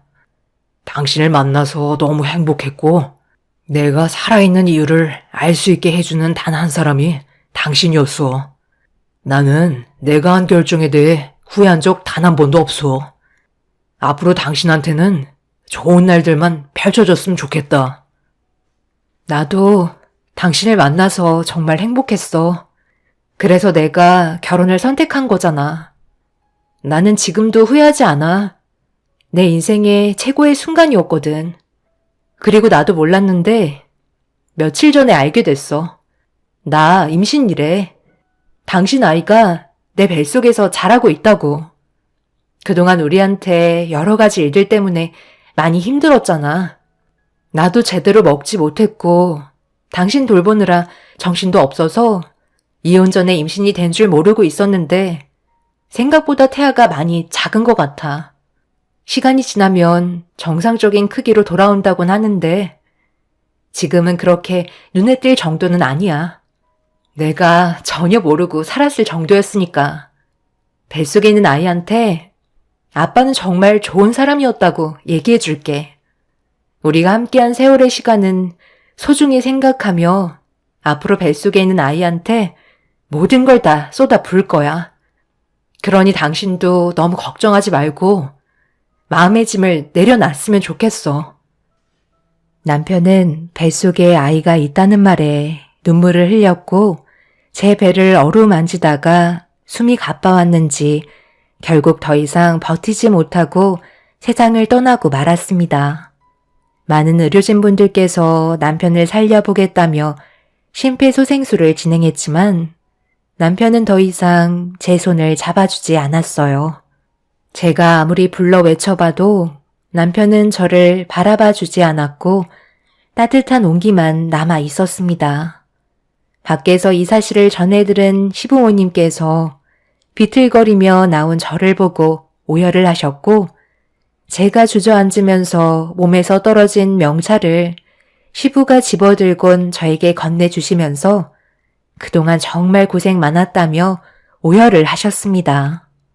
시모는 저를 끌어안으시고 한참 동안 혼자 남겨진 저와 뱃속에 있는 아이가 불쌍하다며 미안해 하셨어요. 그렇게 남편을 떠나보낸 자리에 남겨진 저와 뱃속의 아이는 지금도 실감이 나지 않아요. 퇴근 시간만 되면 남편이 현관문을 열며 들어올 것만 같고 저에게 아낌없는 사랑을 줄 것 같은데 남편은 더 이상 저를 불러주지 않네요. 앞으로 뱃속에 있는 아이와 남은 인생 열심히 살아갈 테지만 현재 제가 받은 충격이 아직까지 가시지 않아 많이 힘든 상태입니다. 시부모님께서는 매일 제가 일하는 병원에 찾아오셔서 많은 관심과 사랑을 주고 계세요. 모든 것들이 진심이 아니었던 만큼 저에게 항상 미안해 하십니다.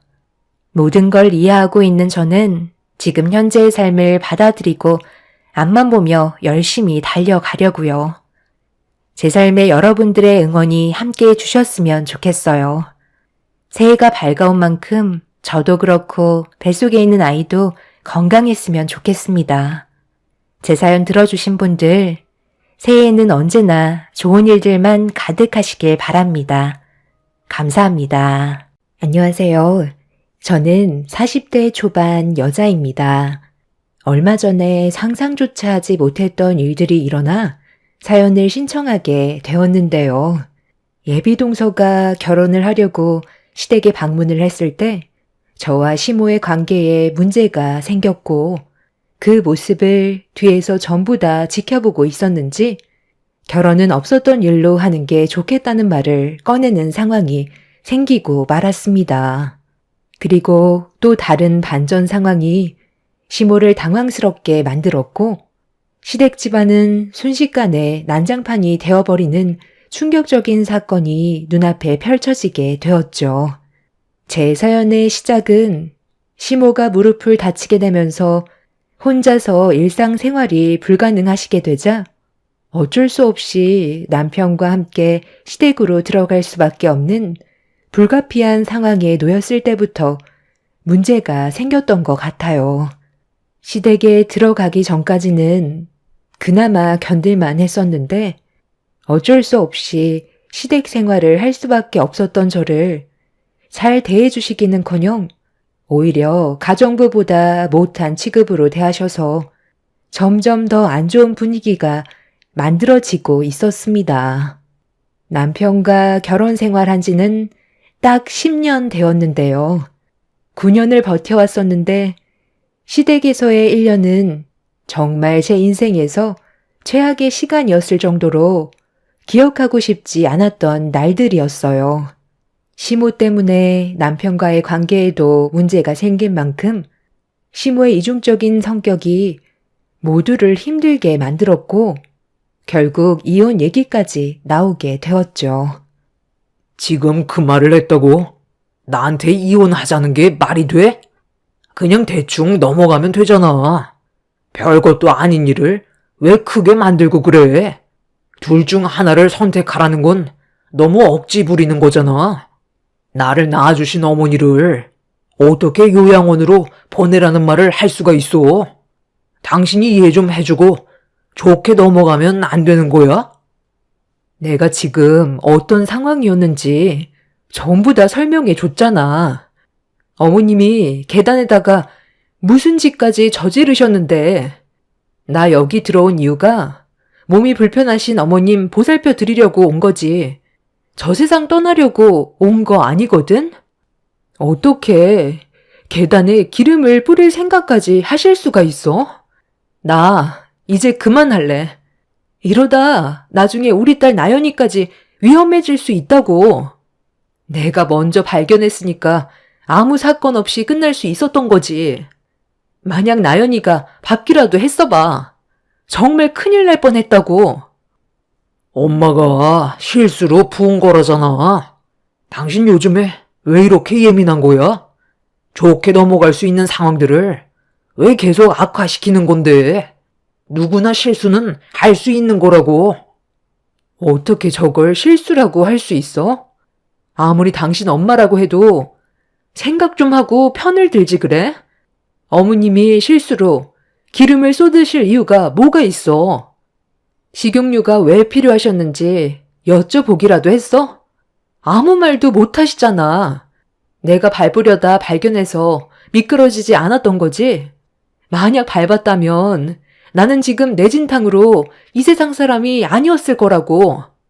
너무 놀라서 기름을 닦고 있는데 어머님이 뒤에서 내 모습을 몰래 지켜보시다가 방으로 들어가셨을 때 온몸에 소름이 돋았었다니까.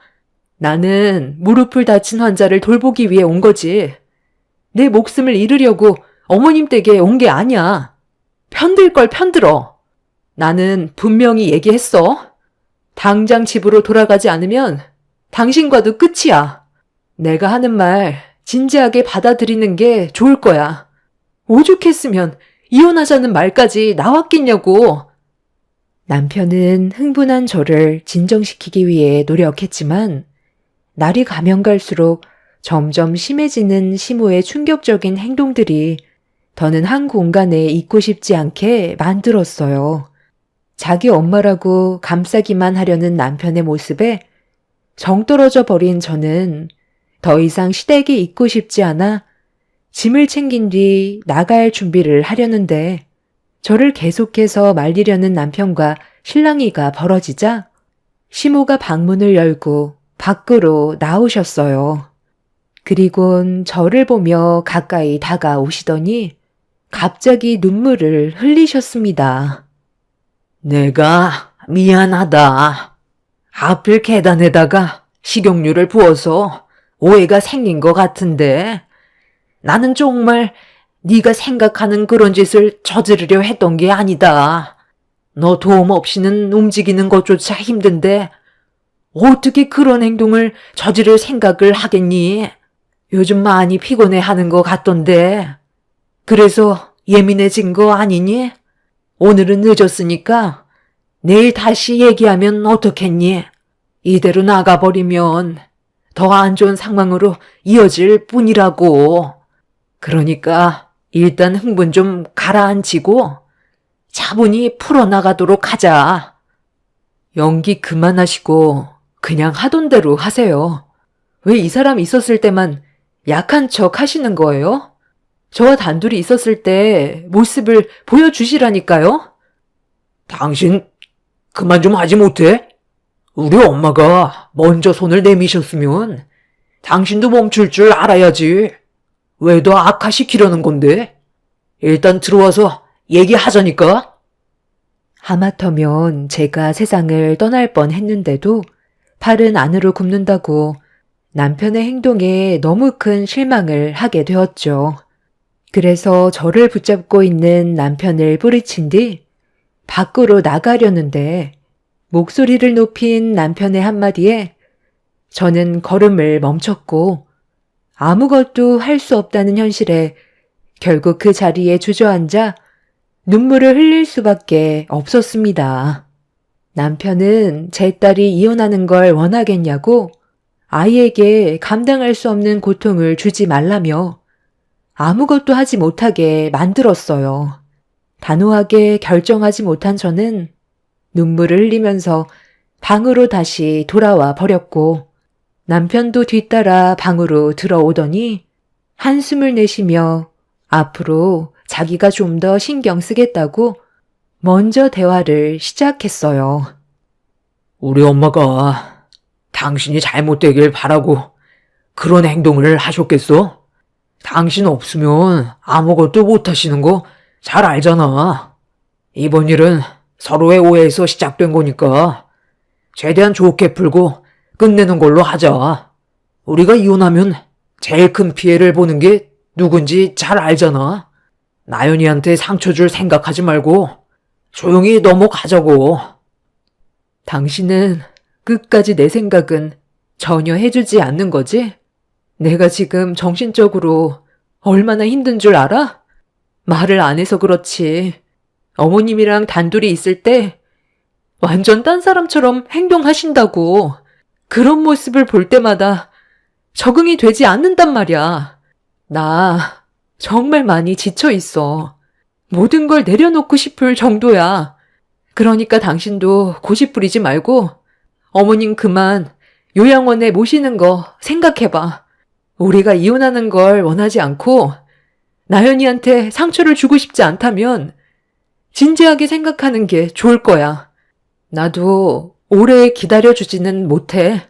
결혼 생활 10년 동안 이렇게까지 얘기한 적 없었는데 이혼 얘기 나왔으면 심각하게 받아들이라고. 그렇다고 어떻게 우리 엄마를 요양원으로 보내자는 말을 할 수가 있어?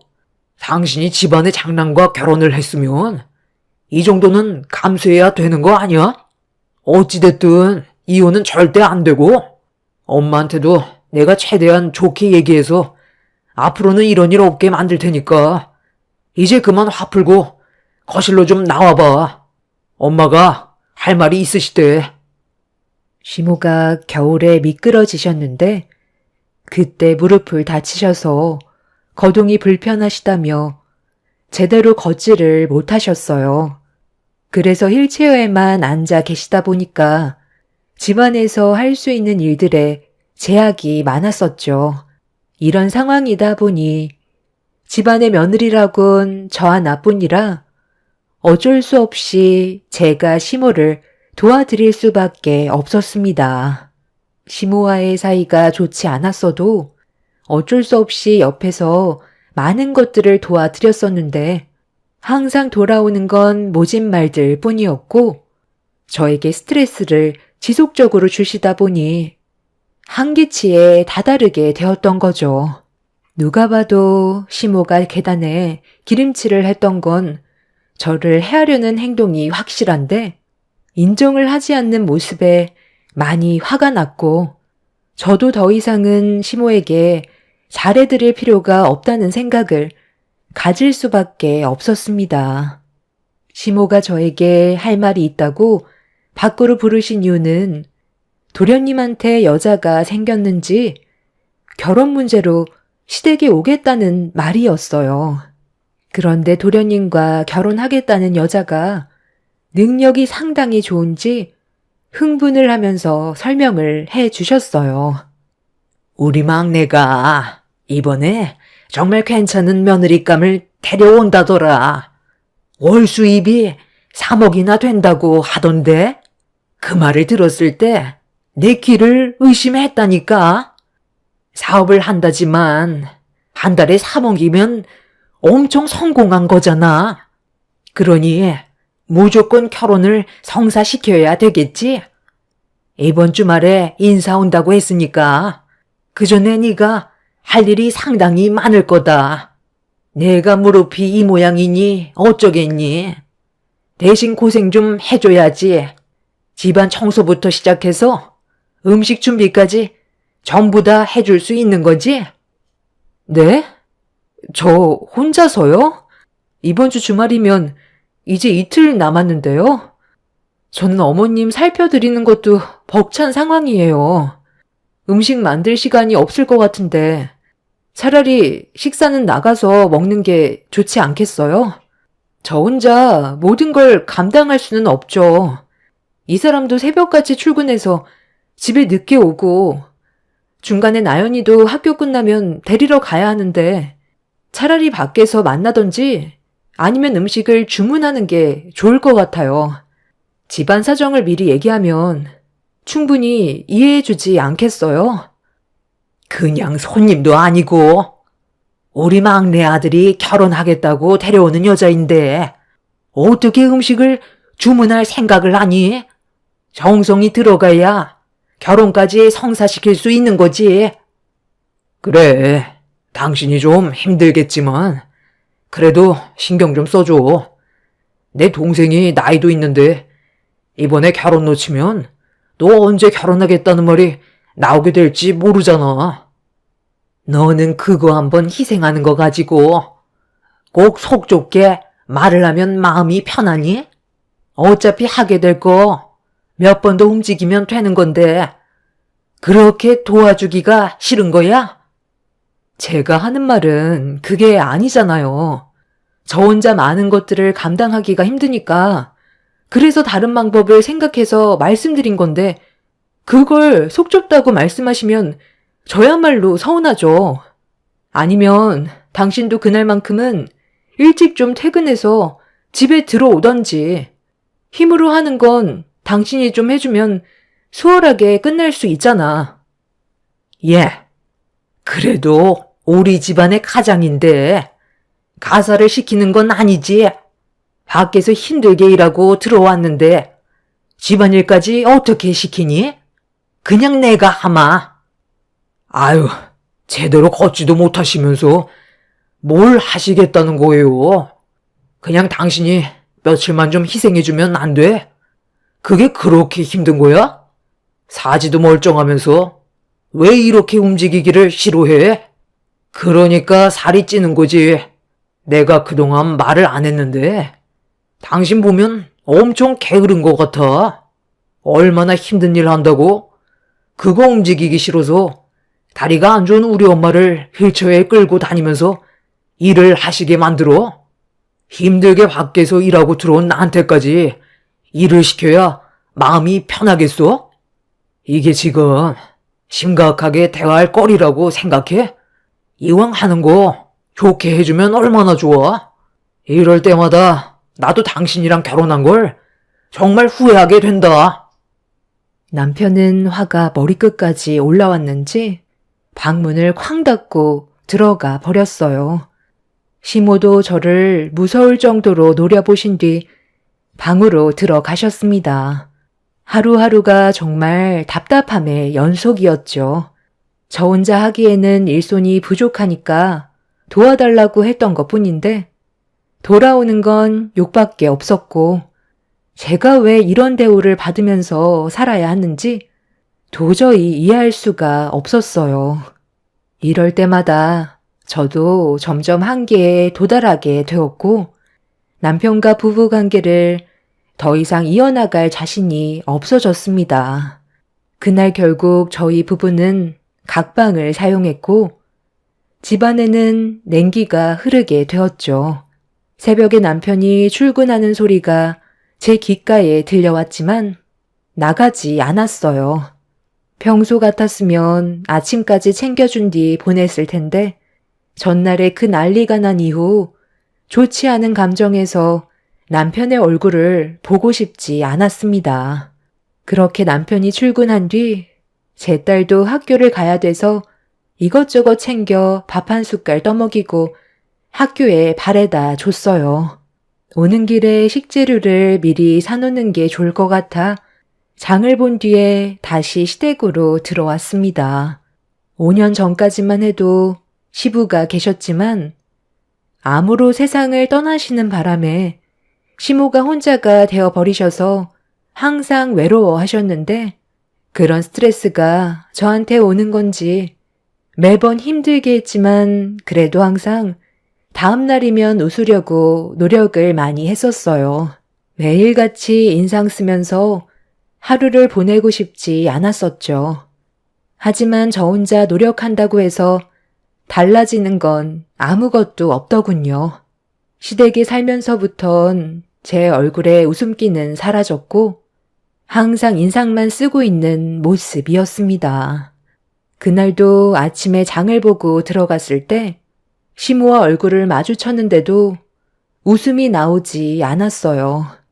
제가 양손에 식재료를 한가득 사가지고 들어오는 모습을 지켜보고 있던 시모가 주방에서 정리를 하고 있는데 갑자기 뒤에서 저에게 찬물을 끼얹어 버리셨습니다. 너무 놀라 비명을 지르면서 뒤를 돌아보는 순간 저에게 찬물을 한 바가지 더 끼얹었어요. 남편이 출근을 하자마자 또 시작이 된 거였죠. 저에게 함부로 대하시는 시모의 행동에 질려버려 이성을 잃고 말았습니다.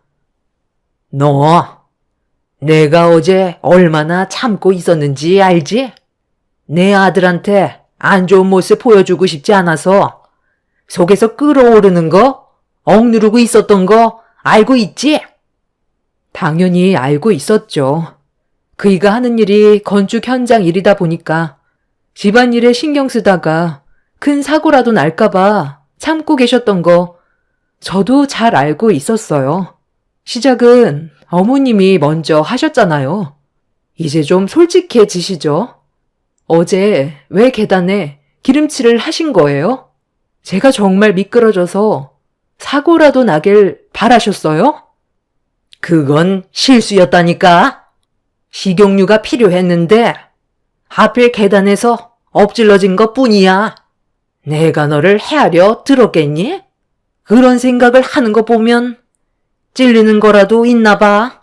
그러게 처음부터 잘하면 얼마나 좋아. 며느리가 수능적이지 못하니까 나한테 욕을 얻어먹는 거잖아. 시키면 시키는 대로 그냥 조용히 일을 하면 얼마나 좋아? 무슨 말만 하면 입이 대빨 튀어나와서는 얼굴에 오만 인상 다 쓰고 있는데 그걸 보고 누가 좋아하겠어? 너 같은 며느리 계단에서 굴러 떨어져도 싸. 그래도 제 딴에는 최대한 좋게 하려고 도련님이 결혼할 여자를 데려오겠다고 해서 아침에 미리 장까지 봐왔는데 돌아오는 건 찬물 2바가지였네요. 저도 참을 만큼 참았어요. 이제는 정말 그만하고 싶다고요. 다 때려치울 테니까 어머님이 전부 다 알아서 하세요. 제가 없어야 평화가 찾아오지 않겠어요? 시모의 행동에 질려버린 저는 똑같이 찬물 1바가지 퍼서 퍼붓고 미련 없이 뒤돌아섰고 집 밖을 나가려는 순간 주방에서 엄청나게 큰 소리가 들렸고 시모의 비명이 집안에 울려 퍼졌어요. 현관문을 잡고 있던 상태에서 문을 열고 나가려 했는데 시모의 살려달라며 괴로워하는 목소리에 어쩔 수 없이 주방으로 다시 들어간 순간 시모의 머리에서 출혈이 나고 있었습니다. 저를 뒤쫓아 오시려다가 흥건해진 바닥이 미끄러웠는지 휠체어에서 넘어지셨고 바닥 모서리에 머리를 부딪힌 거였어요. 상처가 깊어 보여 병원으로 모시려 했지만 시모는 큰일을 만들고 싶지 않다면서 상처를 치료하기 위해 방으로 들어가자며 저에게 손을 내미셨습니다. 그냥 모른 척 할 수도 없는 노릇이라 어쩔 수 없이 시모를 힘겹게 휠체어에 다시 부축한 뒤 방으로 들어갔어요. 다행히 깨매일 정도는 아니라서 지혈을 한 뒤에 반창고를 붙였지만 이런 상황들이 답답하기만 했었죠. 서로 웃으면서 충분히 지낼 수 있는데 그럴 수 없다는 현실에 숨이 막혔습니다. 치료가 끝난 뒤 시모는 누워 있어야 할 것 같다면서 몸을 옆으로 돌리셨고 저는 그 모습을 바라본 뒤 방문을 닫고 정리가 되지 않은 주방으로 들어왔어요. 한참 동안 식재료 정리를 끝낸 뒤 묵묵히 집안 청소를 하다 보니 어느새 저녁이 되었고 남편이 퇴근하고 들어왔어요.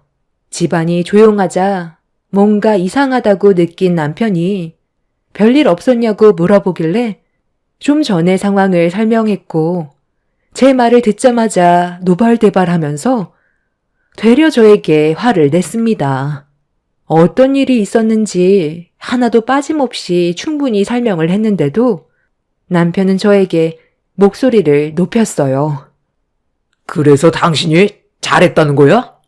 상황이 어찌됐든 우리 엄마가 다치셨으면 그건 당신이 잘못한 거라고. 얼굴이 얼마나 중요한데? 이마가 이게 뭐야? 됐다. 그만해라. 내가 잘못해서 일이 이렇게 된 거지. 며느리 잘못은 없다. 그러니 화내지 말고 저녁이나 먹도록 하자. 머리에 꽤 충격이 있었는지 열을 올리지 않는 게 좋을 것 같구나. 계속 지끈거리는데 네가 목소리를 높이면 두통이 심해질 것 같다. 할 말이 있으면 나중에 둘이 개인적으로 하든지 해라. 엄마, 정말 괜찮아요? 병원 안 가보셔도 되는 거예요? 뇌진탕으로 그렇게 되면 어떡해요? 혹시 모르니까 일단 병원에 가보는 게 좋을 것 같아요. 아유, 그 정도는 아니라니까. 넘어지면서 살짝 긁힌 것 뿐이라 그게 신경 쓰지 않아도 된다. 이러다 밥 다 식겠다. 일단 저녁부터 먹자. 그날 저녁을 먹은 뒤 아이를 재우고 방에 들어와 지쳐버려 자리에 누우려 했는데 남편이 방문을 열고 들어왔어요.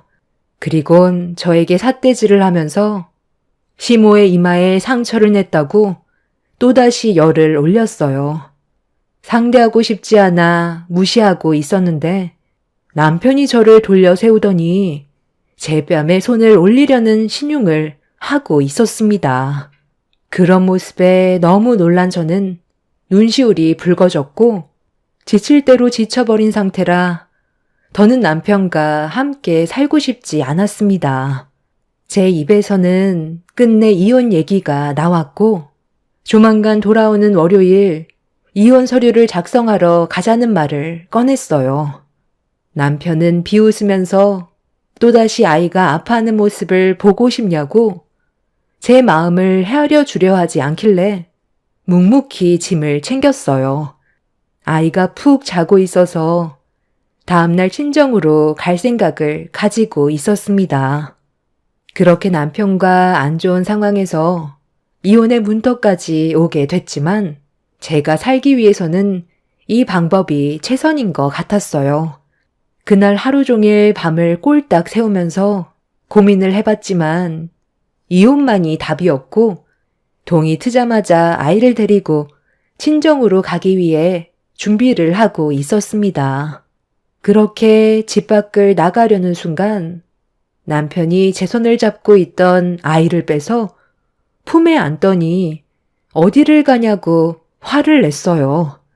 어차피 이혼하는 마당에 함께 있을 필요 없지 않냐고 아이를 돌려달라고 했지만 남편은 그날 도련님이 결혼할 여자를 데려오기 때문에 이 일이 끝날 때까지는 제가 있어야 한다고 그 뒤에 보내주던지 생각을 해보겠다면서 나머지 한쪽 손으로 제 옆에 있던 캐리어까지 빼서 버렸습니다. 집 밖으로도 나가지 못하는 제 자신이 너무 불쌍했어요. 아이를 남편에게서 데려와야 하기 때문에 어쩔 수 없이 도련님이 올 때까지 기다릴 수밖에 없었습니다. 제 딸이 보는 앞에서 엄마 아빠가 싸우는 모습을 보여주고 싶지 않아 최대한 참고 있었죠. 그렇게 영혼 없이 준비를 끝낸 뒤 잠깐 쉬고 있는데 도련님이 거의 도착해 간다는 말을 듣게 되었을 때 시모가 저를 급하게 마당으로 부르셨어요. 예, 시간 없다. 여기 정원에 있는 잡초 서둘러 뽑아라. 우리 집안 첫 이미지가 얼마나 중요한지 너도 잘 알지? 일단 보이는 대로 뽑아서 갖다 버려. 그이한테 시키면 되잖아요. 왜 제가 잡초까지 뽑아야 되는 거예요? 음식 준비해줬으면 그걸로 된 거 아니에요?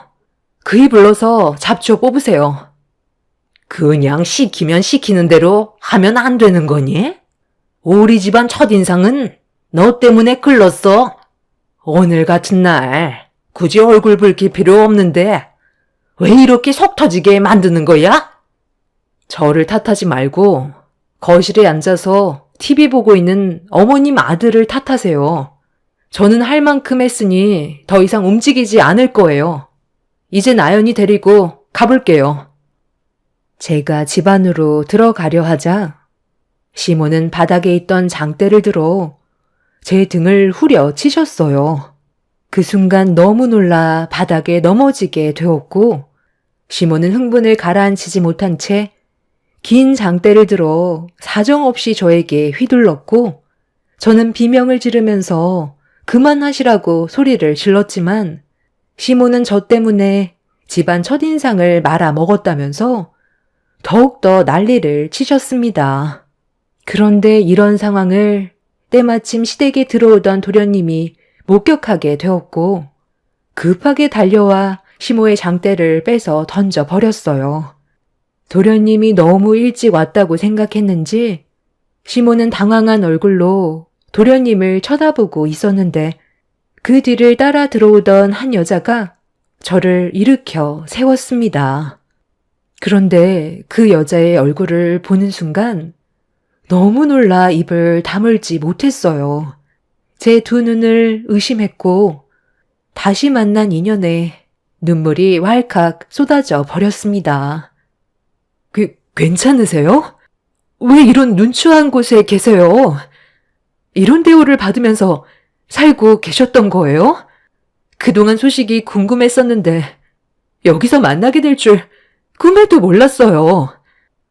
너한테 이런 꼴이나 보이고 20년 만에 봤는데 너는 변한 게 하나도 없네? 나는 보다시피 이런 대우 받으면서 살고 있어. 안 그래도 그만 정리하려고 했었어.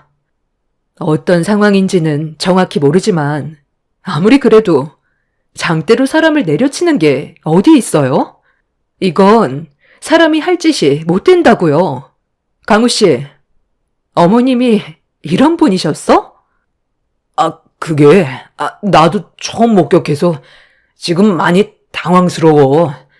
엄마, 왜 형수님한테 이런 짓을 하셨어요?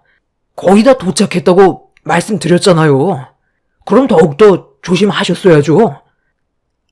아니, 그게 내가 며느리한테 정원에 있는 잡초 좀 뽑으라고 했는데 말을 안 듣잖아. 그러니 화가 안 나게 생겼어. 꼴랑 200평밖에 안 되는데 그거 싫다고 불만을 털어놓으니까 얼마나 화가 치밀던지. 가정교육을 제대로 못 받고 자랐으니 매질을 해서라도 똑바로 교육을 시켜놔야 정신을 차릴 것 같아 한 대 지어 박았다. 제가 목격한 장면만 봐도 어떤 집안인지 충분히 알 수 있겠네요. 강우 씨와의 결혼 없었던 걸로 하는 게 좋겠어요. 언니를 이런 곳에서 만난 것도 신기하지만 이런 대우를 받을 사람이 아니거든요. 언니가 당했던 거 저한테 다 얘기해 주세요. 제 모든 걸 걸어서라도 전부 갚아 드릴게요. 도련님과 결혼을 하겠다고 찾아온 여자는 20년 전에 서점에서 아르바이트를 할 때 만들어진 인연이었어요. 그때 당시 고등학생이었던 이 여자는 서점에서 매일 살다시피 했었죠. 그런데 어느 날 아르바이트를 쉬고 있었을 때 제가 일을 하던 서점을 지나가고 있었는데 사람들이 비명을 지르면서 대피하길래 무슨 일인지 알 수 없었던 저는 건물 안으로 들어가게 되었고 제 두 눈에 들어온 건 서점에 불이 타고 있는 장면을 목격했어요. 그런데 뜨겁게 타오르고 있던 서점 안에서 살려달라는 목소리가 들려왔고 매일 서점에서 살던 고등학생 여자가 불길에 휩싸여 밖으로 나오지 못하고 있던 상황이었죠.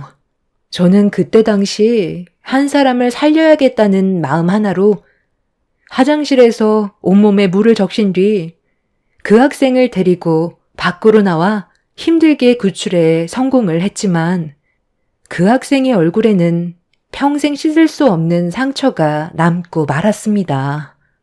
그날 이후 저와의 관계는 더욱더 가까워졌지만 바쁘게 살다 보니 여러 차례 이사를 가게 되었고 전화번호까지 바뀌게 되면서 연락처가 지워져 소식이 끊기고 말았었죠. 그런데 시간이 지나고 이렇게 또다시 만나게 되니 너무 반가웠어요. 얼굴에는 그대로 화상 자국이 남아 있었고 예전의 모습 그대로였어요. 저를 부축해 주면서 제 딸과 함께 시댁을 나가려 하는데 남편이 제 팔을 붙잡았고 시모는 대화로 풀어나가자면서 불안한 모습을 보이던 그때 걷는 것조차 힘들어하던 시모가 두 발로 벌떡 일어나 저에게 달려오셨어요. 한 번만 용서해 달라며 예비 며느리를 절대로 보내줄 수 없다면서 손이 발이 되도록 빌고 계셨네요. 그 모습에 모두가 경악을 하고 말았죠. 걷기 힘들다고 했던 사람이 저에게 뛰어오는 모습을 보는 순간 온몸에 소름이 돋았고 그동안 저를 속여왔다는 거에 분노가 치밀어 남편의 뺨에 손을 올려 버렸습니다. 결국 그날의 사건으로 인해 남편과 저는 이혼을 선택했고 시모가 저에게 했던 행동들에 대해선 소송 중에 있습니다. 지금은 다시 인연을 만들게 된 출판사 대표인 동생 밑에서 일을 하며 지내고 있어요. 저에게 많은 도움을 주고 있는 덕분에 현재는 행복한 삶을 살아가고 있는 중입니다. 그 인간들의 악연을 끊어내서 정말 다행이라고 생각해요. 앞으론 두 번 다시 만나고 싶지 않습니다. 저를 놓친 거에 대해 땅을 치며 후회하겠죠. 보란듯이 잘 사는 모습을 보여주고 싶네요. 제 사연 들어주신 분들 장마철 운전 조심하시고 하시는 일 뭐든지 잘 되시길 바랍니다. 감사합니다.